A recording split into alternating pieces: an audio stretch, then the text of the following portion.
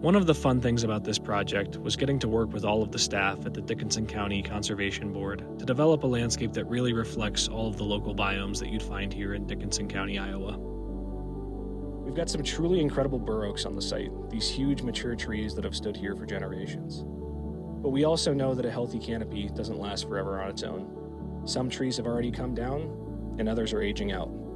So part of our responsibility here was to think long-term, to design a canopy that could evolve. That's why we're working with local nurseries to bring in a mix of resilient understory trees. So the kids that play here today will actually grow up alongside a brand new canopy. And maybe one day, they'll bring their own kids back to see how the trees have grown and how the space has changed.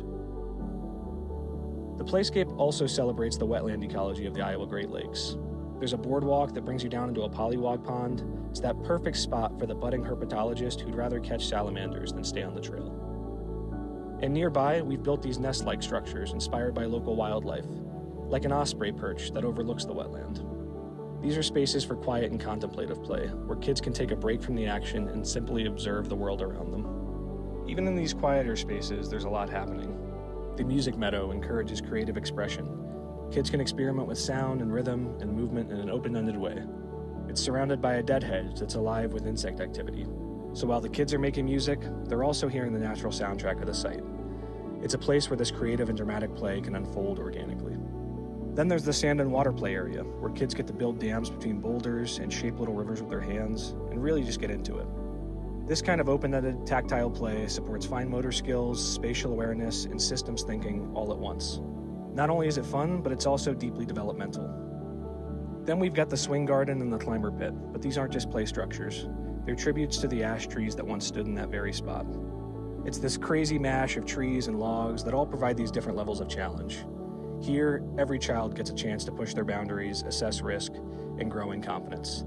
They'll be able to find that perfect amount of risk to match their abilities. But at the heart of this site is imagination. A spiderweb net might be a throne to some, or maybe it's a skylight into a secret lair. The rope bridge turns into a dragon's back as a child traverses across it. And in this woodland village, tucked into a grove of native shrubs in the existing oak canopy, kids will be able to wander into these whimsical wooden outdoor playhouses where they can decorate their own backyard amongst the birds and the squirrels. Everything here is designed to evolve, because kids don't just use space, they shape it. Every season, every visit, every boot print adds to that story. This isn't just a playground, it's a place of ownership, exploration, and deep sensory learning, where nature and childhood get to grow up together.